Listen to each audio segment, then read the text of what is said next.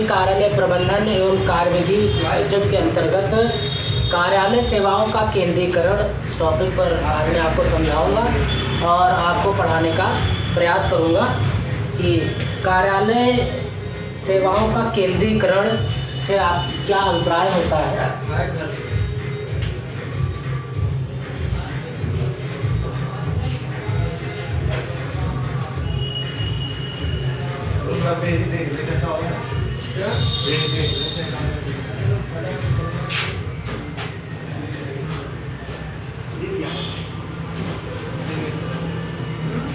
कार्यालय सेवाओं का केंद्रीकरण सेंट्रलाइजेशन किस तरीके से किया जाता है, क्या अभिप्राय होता है सेंट्रलाइजेशन का, केंद्रीकरण का क्या अभिप्राय है कार्यालय में। तो इससे आपको ये समझना है कि केंद्रीकरण किसको कहते हैं। ठीक है, तो केंद्रीकरण से अभिप्राय है कि जब कहीं पर कोई सेवा एक स्थान पर दी जाती है, एक स्थान पर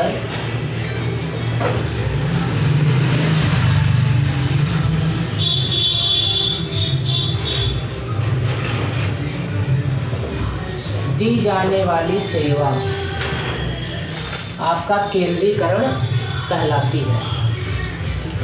अब एक स्थान से अभिप्राय क्या है, और थोड़ा सा आपको ये समझना है कि यहाँ पर हम बात कर रहे हैं ना कार्यालय की सेवाओं की।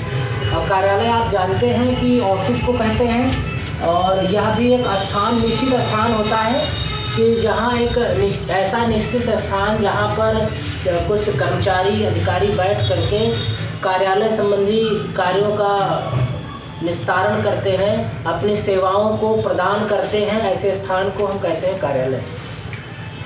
ये क्या होता है, ये भी एक स्थान है, एक स्थान जहाँ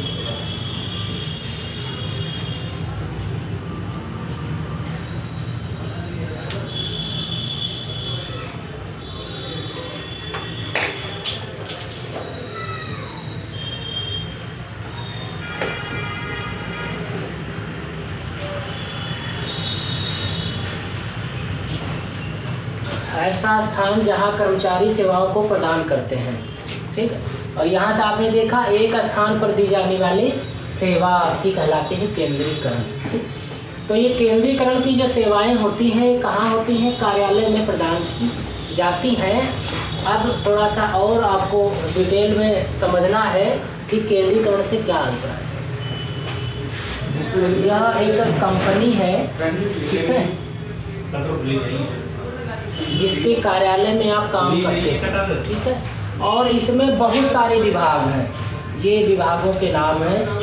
ठीक है, बहुत सारे विभाग हैं जिनके नाम ABCD और इस तरीके से इनके नाम हैं, ABCD विभाग हैं। ठीक है, अब यहाँ पर क्या है कि इन सबको देखने वाला हर विभाग में अलग अलग है, हर विभाग में अलग अलग है। इन सब का एक हेड है, इन सभी का हेड है जो इन सब के कामों की निगरानी करता है। ठीक है, तो जब सभी डिपार्टमेंट का अपना अपना हेड है, अपने अपने काम कराने के तौर तरीके हैं, अपने मन मर्जी मन मुताबिक तरीके से काम वहाँ पर हो रहे हैं, तो ये सेवा आपकी जो है वो केंद्रीकृत नहीं है। क्योंकि केंद्रीकृत में आपने देखा कि सेवाएं दी जाने वाली जो सेवाएं वो एक स्थान पर सेवाएं होती हैं। इस तरीके से सेवाएं नहीं दी जाती हैं कि जिसमें हर विभाग का मुखिया अपना अलग अलग हो और अपने काम अलग अलग तरीके से हो। अब जैसे ये विभाग है तो इसका लेखा विभाग अलग होगा, स्टोर डिपार्टमेंट अलग होगा, इन सभी में लेखा स्टोर लिपिक सब अलग अलग होंगे, अलग अलग कार्यों को करने के लिए एम्प्लॉई सभी में अलग अलग है ना। तो ये सेवाएं जो आपकी हैं ये केंद्रीकृत प्रणाली के अंतर्गत नहीं है। इसमें आप ये कहेंगे कि सेवाएं जो प्रदान की जा रही हैं वो आपकी केंद्रीकृत नहीं है। लेकिन अगर मैं आपसे ये कहूँ कि ये जितने भी विभाग हैं इन सभी विभाग का जो हेड है वो एक है, इन सभी विभाग का जो हेड है वो एक है, है ना। इन सभी का जो अध्यक्ष है, अध्यक्ष एक है और उसके हिसाब से ये सभी रन करते हैं, ये सभी उसके अनुसार काम करते हैं, जिस तरीके से वो चाहता है, जिस तरीके से वो कार्य करता है। इन सभी का जो अकाउंटेंट होगा, जो लेखा है, लेखाधिकारी या लेखा लिपिक,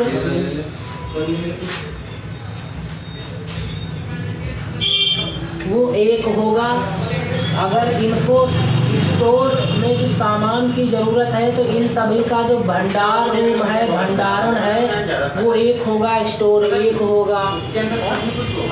इन सभी के लिए जितनी भी स्टेशनरी खरीदी जाएगी, हाथ से बनाना अब अपने पास उनके पास भी है, प्लास्टिक की भी स्टेशनरी एक साथ खरीदी जाएगी इसमें, क्योंकि केंद्रीकृत है, एक ही अध्यक्ष है, इन सबको चला रहा है, इन सब से काम करवाएगा।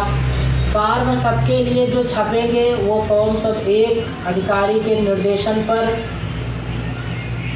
सबके लिए, अगर अलग अलग इसमें डिपार्टमेंट वाइज अगर उनको चाहिए, जिस तरीके से भी चाहिए, लेकिन जो काम कराने का तरीका है वो एक व्यक्ति के अनुसार इसमें किया जाता है।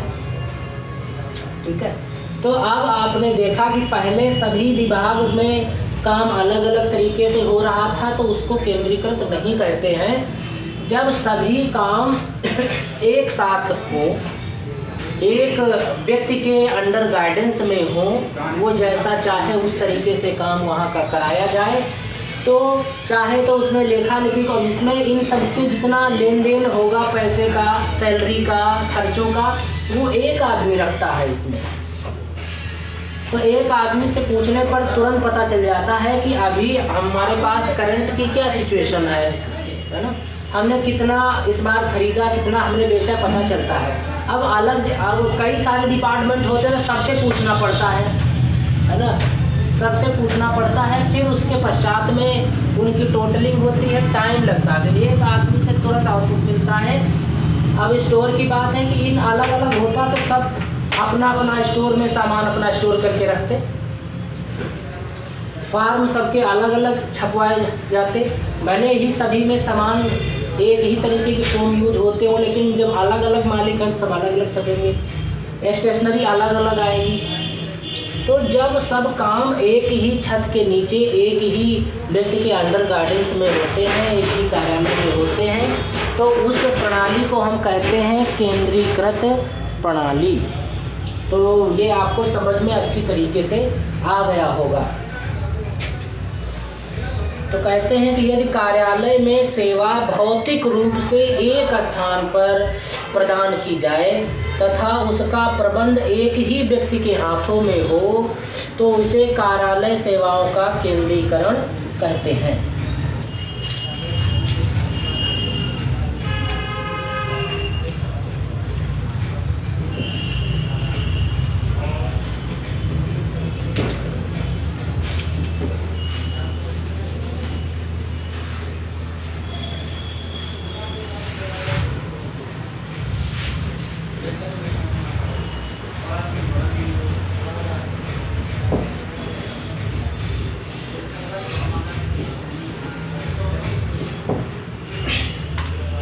कार्यालय सेवाओं के केंद्रीकरण से अभिप्राय क्या है?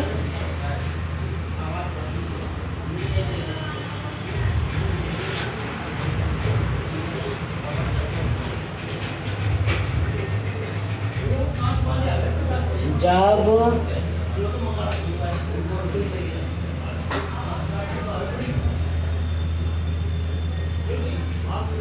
कार्यालय की सेवाओं को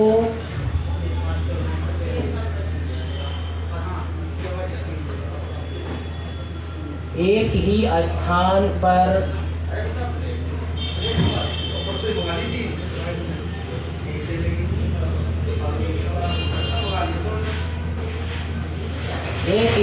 पर प्रदान किया जाता है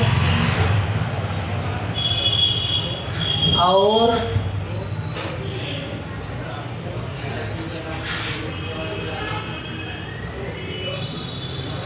उनका प्रबंध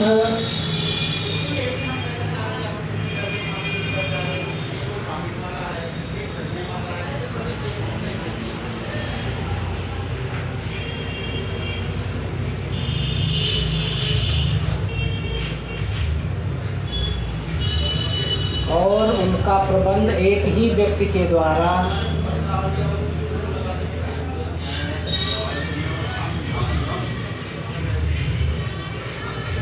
किया जाता है तो ऐसी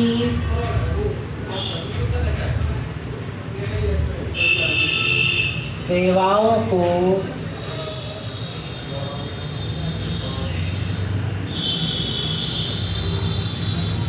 केंद्रीकरण कहते हैं। तो ऐसी सेवाओं को केंद्रीकरण कहते हैं। ठीक है, तो ये मैंने आपको समझाने का प्रयास किया कि केंद्रीकरण क्या है, केंद्रीकरण की सेवाओं का अभिप्राय क्या है, आप समझ गए होंगे। जब कार्यालय की सेवाओं को एक ही स्थान पर, एक ही स्थान का मतलब ये है कि कंपनी में डिपार्टमेंट वाइज उनका काम ना हो, एक काम को एक ही व्यक्ति के द्वारा देखा जाए, उसका मुखिया एक हो, उन सभी कार्यों का जो मुखिया है वो एक हो और एक के निर्देशानुसार सभी व्यक्ति काम करें। काम तो डिपार्टमेंट वाइज हो सकता है, क्योंकि जब कंपनी बड़े स्तर पर काम करती है तो उसमें अगर कार्य को डिपार्टमेंट वाइज नहीं किया जाता है तो उनको उस काम को करवाने में असुविधा होती है। इसलिए काम तो डिपार्टमेंट वाइज हो सकता है कि मैन्युफैक्चरिंग वाले जो निर्माण करते हैं वो अपने निर्माण का काम देखेंगे, है ना, तो उस प्रकार से हो सकता है। लेकिन जो सेवाएं प्रदान की जा रही हैं उन सेवाओं का केंद्रीकरण होना चाहिए। यहाँ पर बात हम सेवा की कर रहे हैं। ठीक है, जैसे कि जितने भी कर्मचारी लोग काम कर रहे हैं, अब उनको वो अपनी सेवाएं दे रहे हैं तो हम उस सेवा के बदले में उनको वेतन देते हैं, तो वेतन संबंधी जितना काम हो वो केंद्रीकृत हो। ठीक है, भंडारण हो तो उनका केंद्रीकृत हो, और अगर उन कोई स्टेशनरी चाहिए, कोई फार्म चाहिए, तो इन सब की खरीदारी आपकी केंद्रीकृत होनी चाहिए। एक निर्देशन में काम सभी के होने चाहिए, जो जिसको देखने वाला, जिनका प्रबंध मैनेजमेंट का काम जो है वो एक व्यक्ति के द्वारा जब किया जाता है तो ऐसी सेवाओं को केंद्रीकृत सेवाएं कहते हैं। ये अब आप समझ गए होंगे अच्छी तरीके से। जब सभी कार्यालय सेवाएं एक केंद्रीय कार्यालय से प्रदान की जाती हैं तो उनका लाभ सभी विभाग उठाते हैं। विभाग तो होंगे इसमें, और उन केंद्रीय सेवाओं का लाभ भी सभी विभागों को प्राप्त होगा। तो यहाँ पर अब हम आपको बताएंगे कि केंद्रीकरण के लाभ क्या होते हैं। केंद्रीकरण जब हम सेंट्रलाइजेशन करते हैं तो एडवांटेज कौन कौन से हमको प्राप्त होते हैं, उन एडवांटेज की हम यहाँ पर बात करेंगे और आपको समझाने का भी प्रयास करा है।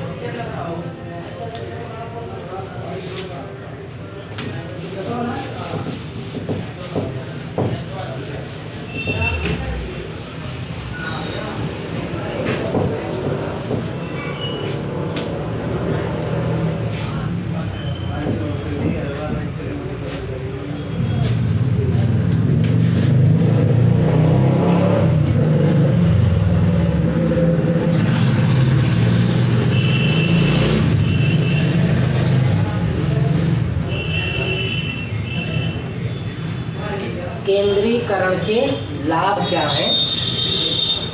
क्योंकि जब कोई काम किया जाता है ना, तो उसका मुख्य उद्देश्य यही है कि लाभ करना, लाभ कमाना। क्योंकि व्यापार हम क्यों करते हैं? लाभ ना कमाना, हमको हानि उठानी पड़े तो उस प्रकार के काम को कभी प्रारंभ ही नहीं करना चाहिए। तो जब भी हम चाहते हैं, जो व्यापारी होता है, जो व्यापार की दृष्टि से कोई काम स्टार्ट करता है तो उसका मुख्य उद्देश्य होता है लाभ कमाना। तो अगर केंद्रीकरण का सिस्टम आप अपने यहाँ पर करते हैं तो उस केंद्रीकरण का मुख्य उद्देश्य यही है कि लाभ होना चाहिए। तो कौन कौन से लाभ इसके हमें मिलते हैं, उन लाभों के बारे में हम यहाँ पर चर्चा करेंगे और आपको समझाने का प्रयास भी करेंगे। तो पहला लाभ है कि कार्यभार का असमान वितरण।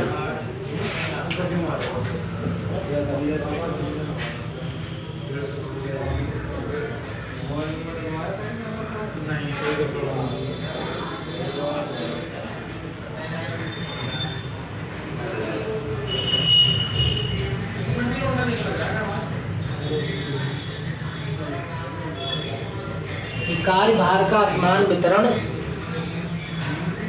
का लाभ हमें प्राप्त होता है किस तरीके से? क्योंकि अगर संस्था में केंद्रीकरण का सिस्टम नहीं है तो क्या होता है कि जब अलग अलग डिपार्टमेंट के अनुसार उनके हेड के अनुसार काम किया जाता है तो वहाँ पर जितने भी एम्प्लॉय होते हैं तो हर समय सभी के पास में समान कार्य नहीं होता है।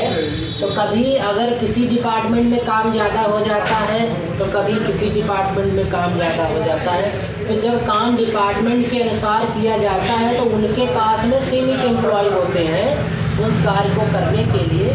तो अगर किसी को कार्य अगर दिया गया तो आज अगर उसके पास में काम ज़्यादा है तो किसी एक के पास में काम कम हो जाता है।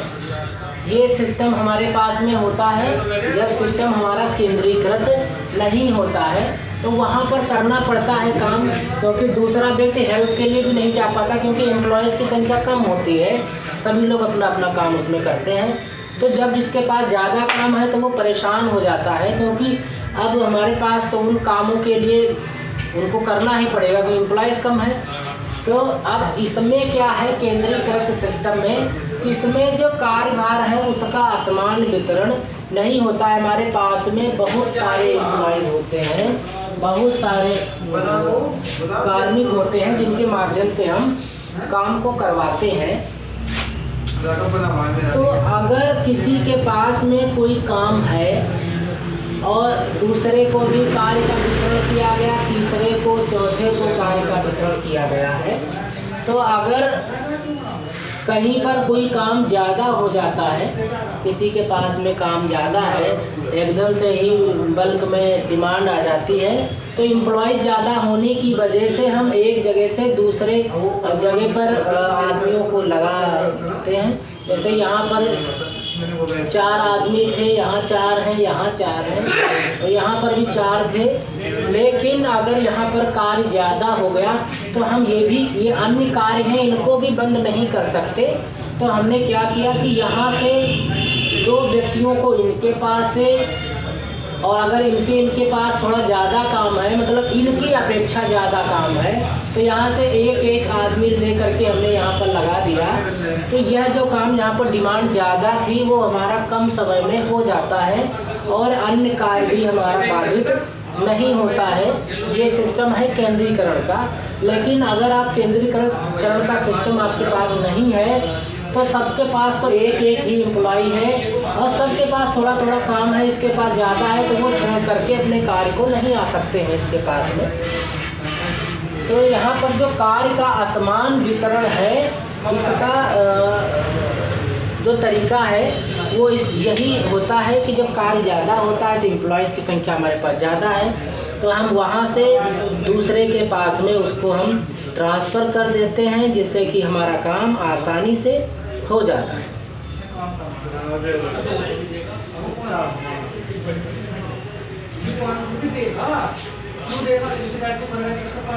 ठीक है, तो ये आप अच्छी तरीके से समझ गए होंगे। उसके पश्चात फिर नेक्स्ट है विशिष्टीकरण को प्रोत्साहन मिलता है। विशिष्टीकरण को प्रोत्साहन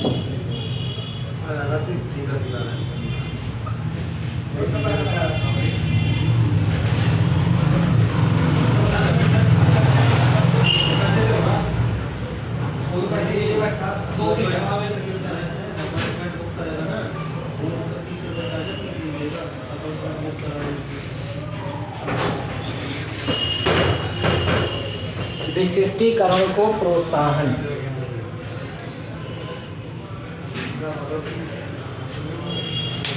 प्रोत्साहन से मतलब आप जानते हैं कि इनकरेज होता है कि किसी को इनकरेज करना, लेकिन किसको जो विशिष्ट हो, जो जिसके अंदर स्पेशलाइजेशन हो, जो स्पेशल हो। तो विशिष्टीकरण के प्रोत्साहन से आपका क्या अभिप्राय है कि कार्यालय के कार्यों को केंद्रीय रूप से करने पर प्रत्येक विशिष्ट कार्य के लिए विशेषज्ञ की नियुक्ति की जा सकती है। चूँकि कर्मचारियों द्वारा एक ही कार्य को दोहराया जाता है, अतः वह उस कार्य में निपुण हो जाता है, जिससे कार्य कुशलता में वृद्धि होती है और लागत में कमी आती है। अब हमने बताया कि केंद्रीकरण में एम्प्लॉय ज़्यादा होते हैं तो किसी प्रकार की कोई हमें दिक्कत नहीं आती है। और हमने आपको एक इसमें बताया था कार्यालय परिपाटी। कार्यालय परिपाटी में हमने आपको बताया था कि कार्य नियमित प्रकृति के कार्य जो हैं वो रोज़ हमको एक ही तरीके से करने पड़ते हैं, उनके करने का तरीका बिल्कुल सेम होता है। तो जब कोई व्यक्ति नियमित प्रकृति से कोई कार्यालय में डेली वही कार्य करता है तो वो उस कार्य को करने में परफेक्ट हो जाता है। तो अगर ऐसे व्यक्ति हैं जो हम उनको उन विशेष कार्यों को करने पर लगा सकते हैं जो विशिष्ट हैं, मतलब स्पेशलिस्ट हैं उन कार्यों के लिए, जो अनुभवी हैं उस कार्य को करने में, काफ़ी दिनों से उस कार्य को कर रहे हैं, उनको हमें प्रोत्साहन देना चाहिए। और चूँकि हम दे पाते हैं क्योंकि हमारे पास में एम्प्लॉइज़ होते हैं, उनको हम नियुक्त करते हैं जो अन्य अधिकारियों, जो कर्मचारी हैं उनसे वो कार्य को करवाते हैं और अपने अंडर में करवाते हैं, अपनी देख रेख में करवाते हैं। क्यों करवाते हैं? क्योंकि उनके अंदर एक क्वालिटी है, क्योंकि वो इतने सालों से काम कर रहे हैं, विशिष्टीकरण है उनके अंदर, तो उनको प्रोत्साहन भी हम दे सकते हैं। और वो पुराने होने की वजह से वो बखूबी उस कार्य में कौन सी कमियां आती हैं, कौन सी अड़चनें आती हैं, उनको समय से और अच्छी तरीके से करवाने का तरीका उनको पता है। तो इसमें किसी प्रकार की कोई दिक्कत केंद्रीकरण में नहीं आती है। तो हम सभी को जो विशिष्ट पर्सन हैं उनको हम उन कार्यों को करने के लिए हम विशेषज्ञ के रूप में नियुक्त कर सकते हैं। उसके पश्चात नेक्स्ट है कार्यालय व्यय में बचत। इसको थोड़ा सा आप अच्छी तरीके से समझिएगा, क्योंकि हमने आपको बताया कि जब व्यापार किया जाता है तो उसका मुख्य उद्देश्य होता है व्यापार का लाभ कमाना।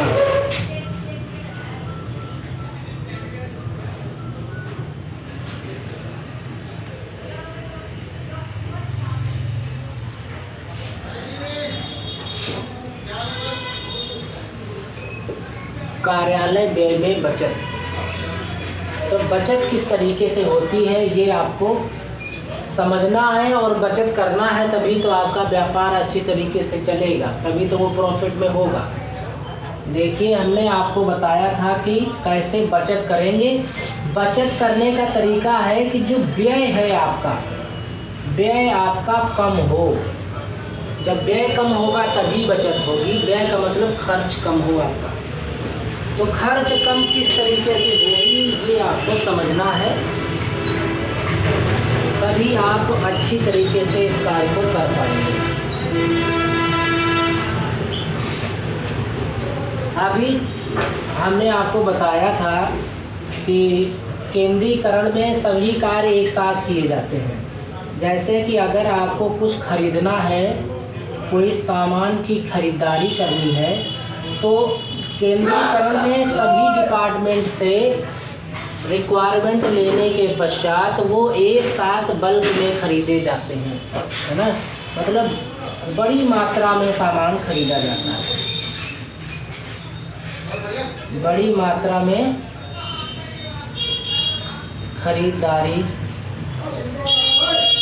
खरीदारी होती है बहुत बड़ी मात्रा में, ठीक है।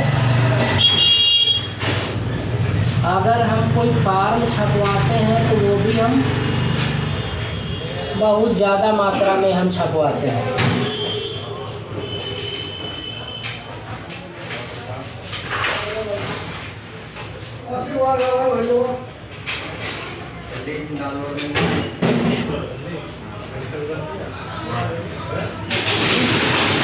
फॉर्म भी हम बहुत बड़ी मात्रा में छपवाते हैं, सामान बड़ी मात्रा में हम खरीदते हैं। तो जब कोई सामान बड़ी मात्रा में खरीदा जाता है तो उस पर हमको छूट मिलती है, क्योंकि जब हम किसी से लेंगे तो हम उससे विचार विमर्श करते हैं कि हम इतनी मात्रा में सामान आपसे हर वर्ष 6 महीने 3 महीने पर खरीदते हैं, तो हमको उस पर स्पेशल डिस्काउंट चाहिए, नहीं तो हम किसी और से खरीद लेंगे। और ख़रीदारी के भी कई तरीके होते हैं, जैसे कि आप डायरेक्ट कंपनी से ही खरीद सकते हैं, जहाँ से वो सामान बनाया जाता है, जहाँ से वो सामान चलता है, डिस्ट्रीब्यूटर के पास जाता है, मार्केट में आता है, वहीं से खरीद सकते हैं।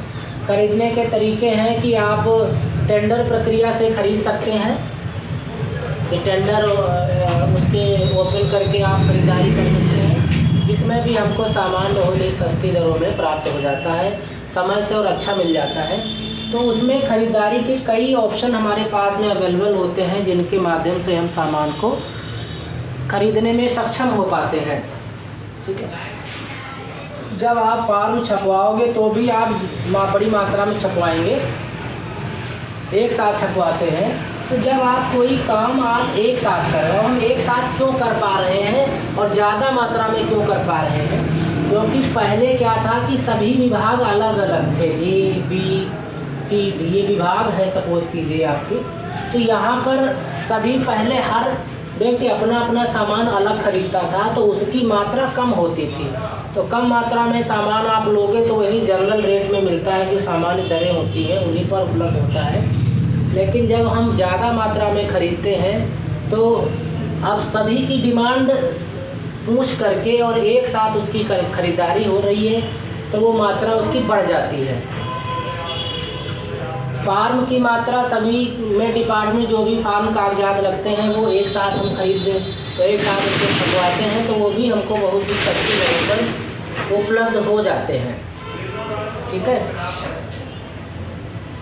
तो सामान की बात हो, चाहे फार्म की बात हो, सामान में चाहे स्टेशनरी आपकी आनी हो, कोई भी हो, वो सब हमारे एक साथ ही होने के कारण हमको बहुत ही अच्छा प्रॉफिट होता है। फिर जैसे भंडारण करते हैं, किसी चीज़ का स्टोर में रखते हैं, भंडारण मटर 20 रुपए किलो, टमाटर 30 रुपए किलो। तो यहाँ पर थोड़ा सा ये समझना है कि भंडारण पहले क्या होता था, हर डिपार्टमेंट अपना भंडारण अलग अलग करता था, और जब सामान खरीदता था तो जो डिमांड है उससे थोड़ा बहुत ज़्यादा, क्योंकि एग्जैक्ट डिमांड तो किसी की कंप्लीट नहीं होती, अनुमान लगाया जाता है कि इस बार हमको कितना काम हो सकता है कि कम हो सकता है बढ़ जाए, तो थोड़ा बहुत बढ़ा करके सामान की खरीदारी होती है। तो सभी डिपार्टमेंट अलग अलग हैं, सब ने थोड़ा थोड़ा अगर बढ़ा दिया तो सामान हमारे पास में एक्स्ट्रा में आता है, जो बेकार सा हो जाता है, साल के अंत तक किसी काम का नहीं रहता। लेकिन अगर एक साथ सामान खरीदा जा रहा है और उसका भंडारण एक साथ हो रहा है, तो हम ज़्यादा मात्रा में नहीं खरीदते, ज़रूरत पड़ने पर हम उसे फिर से बीच में खरीद लेते हैं। इस तरीके से इतना खरीदते हैं कि 3 महीने 4 महीने चल जाए, फिर उसके पश्चात में फिर से खरीद लेते हैं। लेकिन अगर केंद्रीकरण सिस्टम नहीं है तो वैसे भी उनके पास मात्रा कम है और वो उसको अगर और कम खरीदेंगे तो और महंगा पड़ता है। तो ये थोड़ा सा ये फ़ायदा रहता है केंद्रीकरण में, क्योंकि हम इसमें ज़्यादा एक साथ खरीदते हैं। और जब हम भंडारण करते हैं तो भंडारण एक ही स्थान पर इन सबका हो रहा है और यहीं से सभी को जाता है, यहीं से सभी को जाता है। तो अब इन सभी को उतना ही दिया जाता है जितनी इनकी डिमांड होती है, और प्रयास ये रहता है कि जितनी आज ज़रूरत है आप उसको, जितनी एक सप्ताह के लिए ज़रूरत है उस हिसाब से आप लेके जाओ, क्योंकि एकदम से नहीं कि साल भर के लिए उन्होंने कह दिया मुझे इतना चाहिए।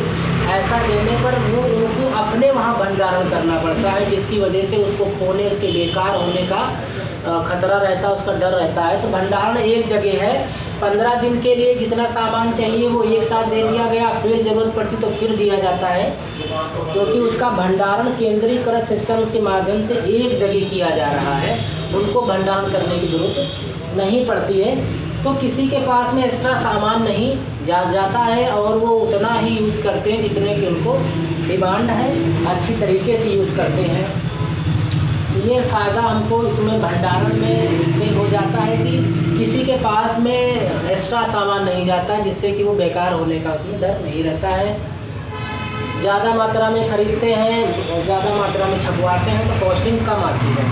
तो इस तरीके से आप देखते हैं कि जब हमारी बचत होगी, जब हमारे व्यय कम होंगे तो हमारी बचत है स्वाभाविक सी होगी, है ना।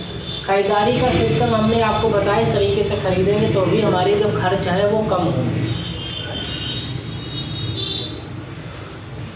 तो जब व्यय कम होगा तो बचत जो है वो अपने आप ही स्वतः हो जाती है। तो केंद्रीकरण से ये संभव हो पाता है कि हम अपने व्यय को किस तरीके से कम करें और अपनी बचत किस तरीके से बढ़ाएं, और ये अन्य तरीके से ये संभव नहीं हो पाता है।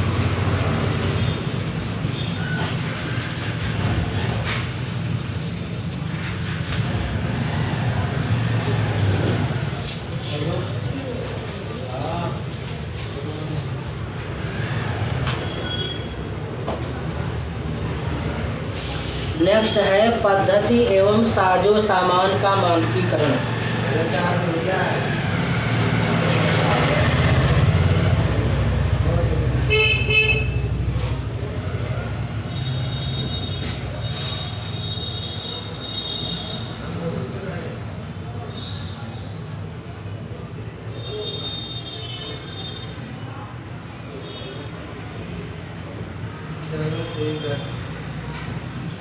पद्धति एवं साजो सामान का मानकीकरण।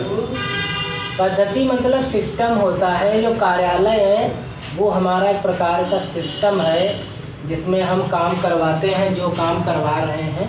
साजो सामान का मतलब है कि हम जो चीज़ यूज कर रहे हैं, है ना, वो किस तरीके से यूज़ करनी है, उसमें स्पेशलाइजेशन हो जाता है, विशिष्टीकरण आ जाता है, एक मानक तैयार हो जाता है। तो पद्धति एवं साजो सामान का मानकीकरण हो हमारे केंद्रीकरण के अंतर्गत ही संभव हो पाता है।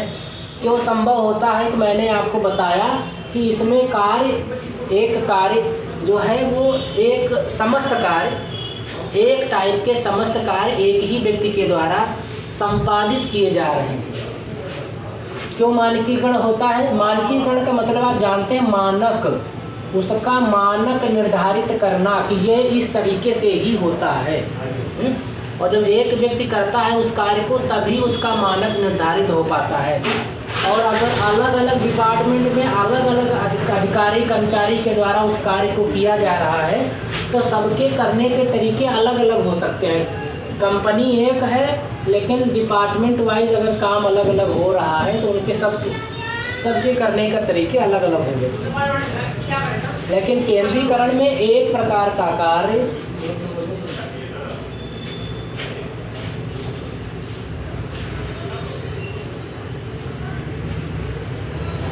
एक ही व्यक्ति के द्वारा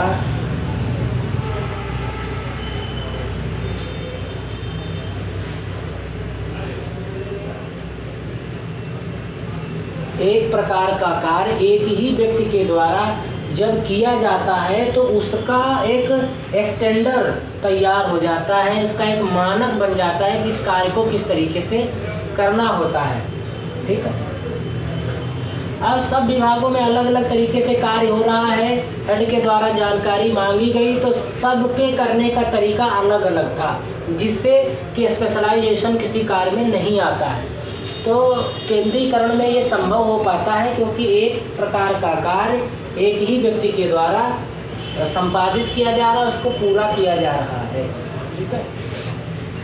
जैसे मैंने अभी आपको बताया था कि जैसे लेखा का काम है, अकाउंट सेक्शन का काम है,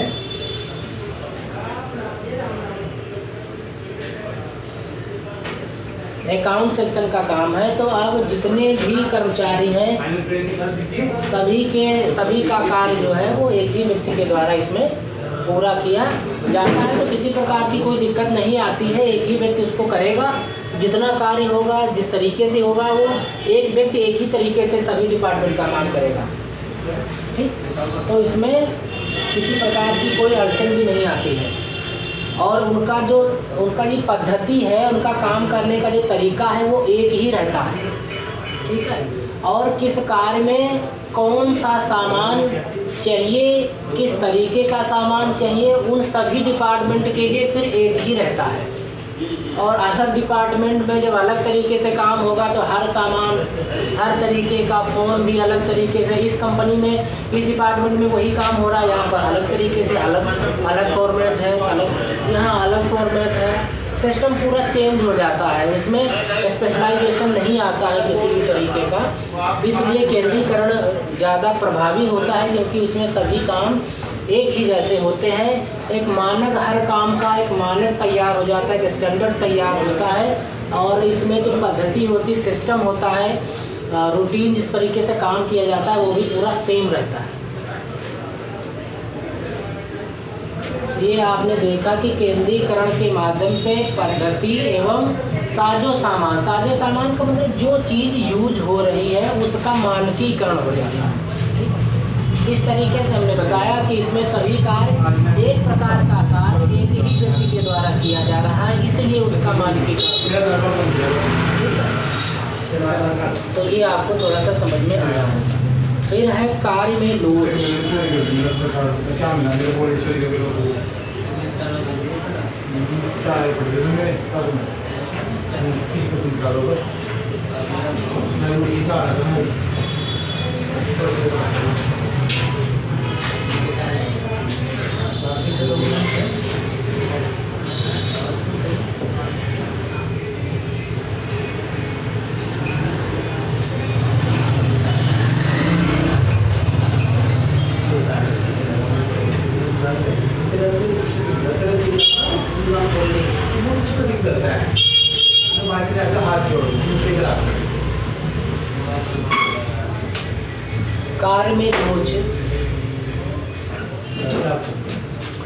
कार्य में लोच का मतलब है कि जितने भी आपके कंपनी में कार्य किए जा रहे हैं, पूरे किए जा रहे हैं, उसमें फ्लेक्सिबिलिटी होनी चाहिए। फ्लेक्सिबिलिटी से अभिप्राय ये है कि आवश्यकता पड़ने पर आप कार्य करने के तरीकों को चेंज कर सकें जिससे कि कार्य में किसी प्रकार का अवरोध उत्पन्न ना हो। यदि किसी डिपार्टमेंट में अचानक काम बढ़ जाता है, इन दो में अचानक काम बढ़ गया, तो अब यहाँ पर हमको एम्प्लॉयज़ की ज़रूरत पड़ेगी, तो हमें ये सोचना ना पड़े कि एम्प्लॉयज़ नहीं है, आज हमारा काम हो नहीं पा रहा, लोगों को दिक्कत हो रही है। तो अगर केंद्रीकरण का सिस्टम आपके पास में है तो हम तुरंत एक जगह से दूसरी जगह से अरेंज करके एम्प्लॉयज़ की व्यवस्था वहाँ पर करेंगे, जिससे कि जो हमारा जो सिस्टम था उसमें जो कार्य करने का तरीका था वो हमारा प्रभावित ना हो। लेकिन अगर आपके वहाँ पर फ्लेक्सिबिलिटी हो ही नहीं पाएगी यदि केंद्रीकरण नहीं है, क्योंकि एम्प्लॉयज़ की ज़रूरत पड़ेगी, तो केंद्रीकरण में फ़ायदा रहता है कि इसमें कार्य जो है उसको हम अपने मुताबिक जब ज़रूरत पड़ती है तो हम चेंज करने में सक्षम हो जाते हैं, क्योंकि हमारे पास में केंद्रीकरण का सिस्टम है, हमारे पास एम्प्लॉयज़ हैं, सक्षम और योग्य एम्प्लॉयज़ होते हैं जिनके माध्यम से हम उस कंडीशन को कवर करने में सक्षम हो जाते हैं और अच्छी तरीके से इस कार्य को कर पाते हैं और उस पर नियंत्रण भी समय से किया जा सकता है। तो ये संभव कब है? जब केंद्रीकरण आपके यहाँ पर हो। तो आपने समझा कि कार्य में लोच से क्या अभिप्राय है कि आपने अपनी कंपनी में जो एक तरीका अपनाया था काम करने का, यदि वह अटेंडम उस पर लोगों की और डिमांड हो जाती है, एकदम से भीड़ होती है कि हमें ये सामान चाहिए, जल्दी से चाहिए और आप उसे कर नहीं पाते हैं, तो आपको क्या करना है कि आप अपने उस पुराने सिस्टम को चेंज करके आप तुरंत उसमें जो डिमांड है उसको वहाँ पर पूरा करें। ये संभव केंद्रीकरण से होता है, क्योंकि हर कार्य को करने के लिए एम्प्लॉयज़ की ज़रूरत पड़ती है, तो हम हर जगह से एम्प्लॉयज़ को वहाँ पर अरेंज कर पाते हैं। तो लोच का मतलब फ्लेक्सिबिलिटी से है कि आवश्यकता पड़ने पर जिसमें हम समय के मुताबिक चेंजिंग कर सकें। तो ये संभव होता है जब हम केंद्रीकरण के माध्यम से कार्य को करते हैं।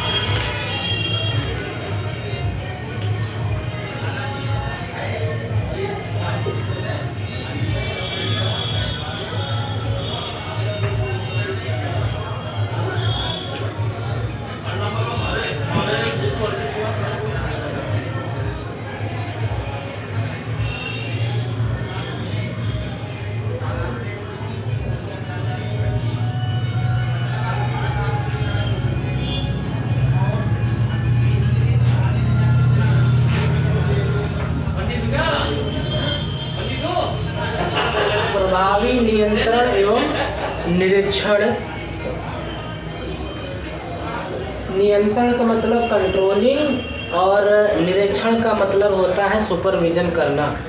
तो जो केंद्रीकरण होता है उसमें कार्यालय के सभी कर्मचारी एक साथ प्रायः एक विभाग के रूप में कार्य करते हैं, अतः उनसे काम का निरीक्षण केवल एक ही अधिकारी के माध्यम से सफलतापूर्वक अच्छी तरह से किया जाना संभव हो पाता है। नियंत्रण और निरीक्षण। नियंत्रण मतलब कंट्रोलिंग का अभिप्राय कंट्रोलिंग कौन करेगा कि जितने भी कार्य हो रहे हैं उन सब पर कंट्रोल करना कि वो अच्छी तरीके से हो। निरीक्षण का मतलब समय समय पर सुपरवाइज करते रहना, देखते रहना कि कार्य किस तरीके से हो रहा है। तो अगर आपके यहाँ पर केंद्रीकरण का सिस्टम है तो केंद्रीकरण में एक प्रबंधक होता है, एक ही प्रबंध करने वाला होता है, देख रेख करने वाला एक होता है, उसका काम है देख रेख करना। तो वो सभी डिपार्टमेंट पर अपनी नज़र रखता है, अपना सुपरविजन वो करता रहता है समय से। लेकिन अगर जब केंद्रीकरण का सिस्टम नहीं होता है तो बिना केंद्रीकरण के एम्प्लॉयज़ की संख्या कम होती है, वो अपने कामों में ही इतना ज़्यादा उलझ जाता है कि वो प्रभावी नियंत्रण और निरीक्षण नहीं कर पाता है।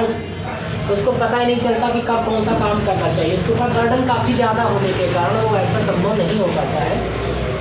तो केंद्रीकरण के माध्यम से ही एक अच्छी तरीके से अगर प्रबंधन करना है तो एक केंद्रीकरण चाहिए। और इसमें आप ये भी कर सकते हैं कि आपके पास में एम्प्लॉयज़ काफ़ी ज़्यादा होते हैं, आप उन एम्प्लॉयज़ को आप नियंत्रण और निरीक्षण के लिए नियुक्त कर सकते हैं कि वो सिर्फ उसी कार्य को देखेंगे। तो आपका जो कार्य है वो बहुत ही अच्छी तरीके से प्रभावी ढंग से नियंत्रित भी हो जाता है और उसका निरीक्षण भी हो जाता है।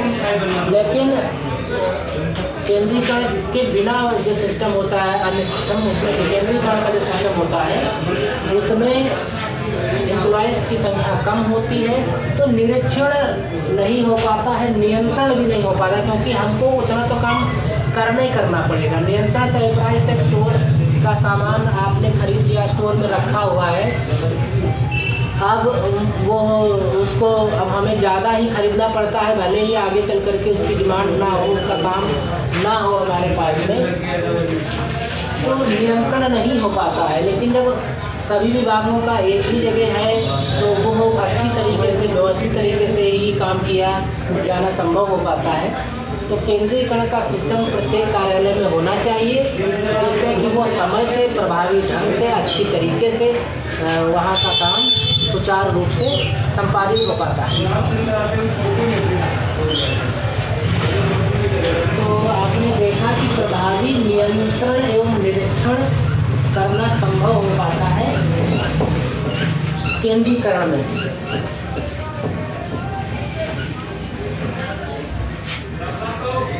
तो आपने देखा कि यहाँ पर किन किन तथ्यों पर हमने यहाँ पर चर्चा की। इसमें से हमने आपको बताया कि कार्यभार का असमान वितरण,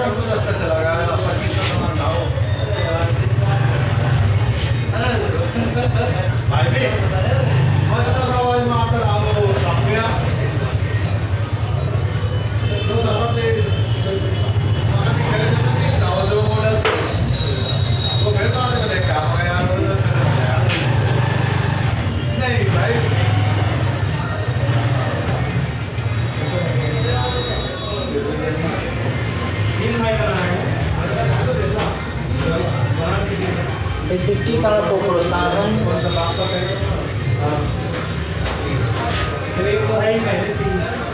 ये तो खुद रखेंगे हम, 2 जमा करेंगे, 3 जमा करेंगे,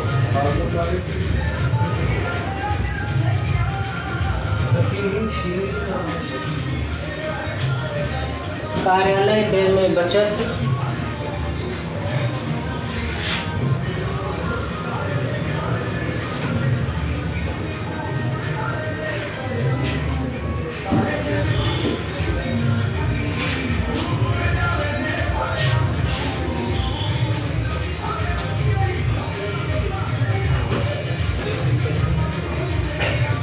पद्धति एवं साजो सामान का मानकीकरण, कार्य में लोच,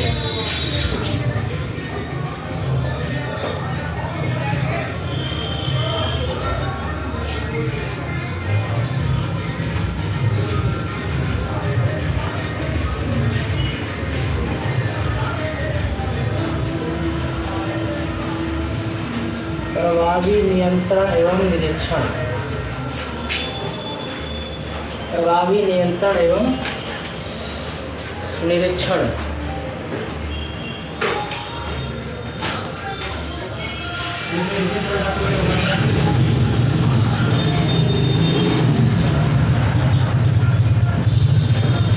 अब इसमें जैसे आपने देखा कि ये हमने आपको बताया, इसके अतिरिक्त सपोज कीजिए कि अब केंद्रीकरण में सबसे खास बात क्या होती है कि एम्प्लॉयज़, अब ये हमारे पास उनकी संख्या ज़्यादा होती है एम्प्लॉयज़ की, क्योंकि वो एक पटल पर काम करते हैं, जिसको चाहें हम वहाँ पर उनके कार्य अच्छी तरीके से करवा सकते हैं। तो यदि कोई व्यक्ति इसमें अवकाश पर भी यदि जाता है तो हमारे पास में इतने पर्याप्त मात्रा में कर्मचारी होते हैं कि हमें उस चीज़ का कोई आभास नहीं होता है कि किसी व्यक्ति के ना होने से हमारा काम बाधित हो रहा हो, क्योंकि उस कार्य को करने के लिए हम किसी अन्य व्यक्ति को नियुक्त कर सकते हैं जो बहुत ही आसानी से उन कार्यों को कर सकता है।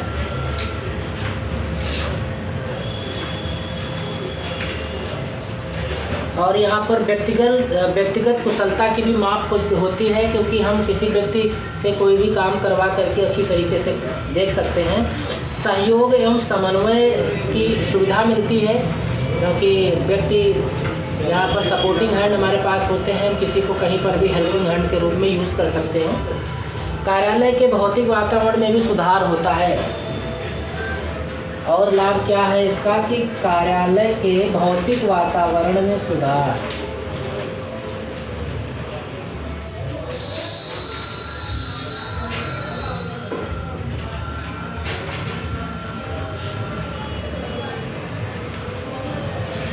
सुधार किस तरीके से भौतिक वातावरण में,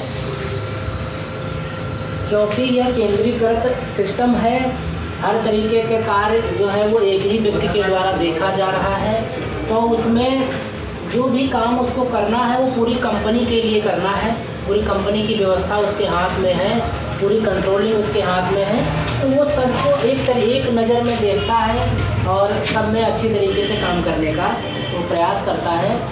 तो आज आपने ये केंद्रीकरण के लाभ क्या है, केंद्रीकरण का अभिप्राय क्या है, ये आपने यहाँ पर सीखा और जानने का अच्छी तरीके से प्रयास किया।